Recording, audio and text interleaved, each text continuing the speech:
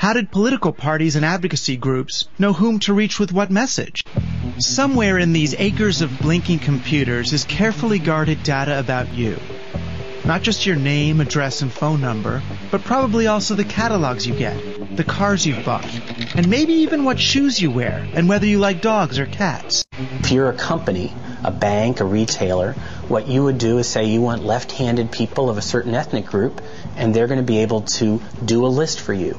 You can get marketing lists of Hispanics who make between $20,000 and $40,000 who are U.S. citizens. You can get marketing lists of people who suffer from incontinence and have bought those kinds of products in the pharmacy.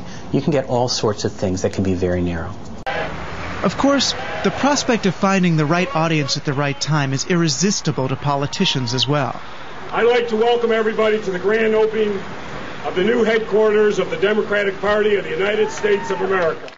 But if I want to sit at my desk, pull up on the screen the state of Ohio, and say who in Ohio says that education is going to be the number one issue they're going to vote on, 6 seconds later, 1.2 million names will pop up. I then have the ability to hit buttons and do telemarketing to them immediately, or to send emails to them immediately, send direct mail to them immediately, or actually send someone to their door to talk to them.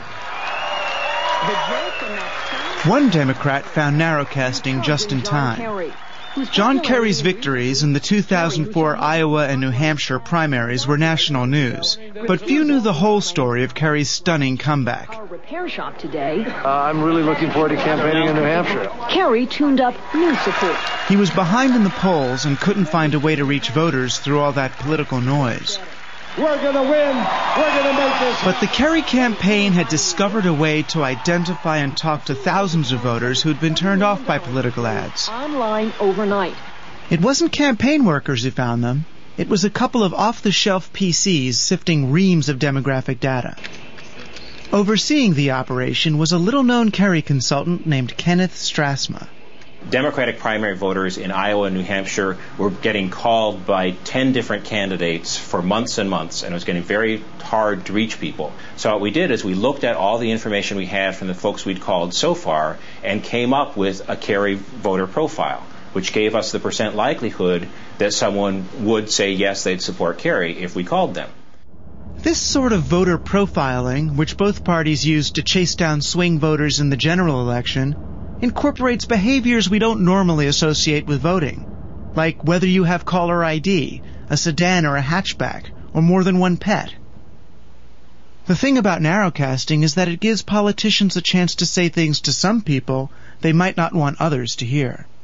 You can take the most controversial message that maybe wouldn't work on TV, but still deliver it to the 20,000 people in a certain district who will respond favorably to it. Oh, absolutely. There are some of the biggest motivators in terms of issues are also the most divisive issues. On one end of the spectrum, you've got abortion rights, pro-life, pro-choice, and you've also got gun control and gun ownership rights. And those are both messages that people aren't likely to go up on TV with in a national campaign because they're very polarizing. But there are advocacy groups on both sides who've gotten very good at figuring out where their voters who vote based on those issues are, and getting a message to those people without necessarily getting a divisive message to the whole electorate. Roy Barnes sold all us Georgians out.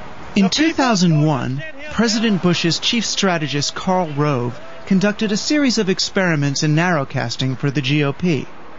The following year, the state Republican parties put Rove's findings into practice.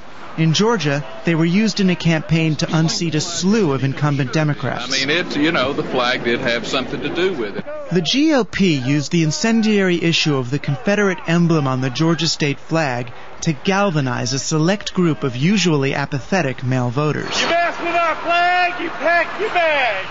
Targeting their message door-to-door and through telemarketing, the team drove high numbers of rural males to the polls and delivered a Republican sweep.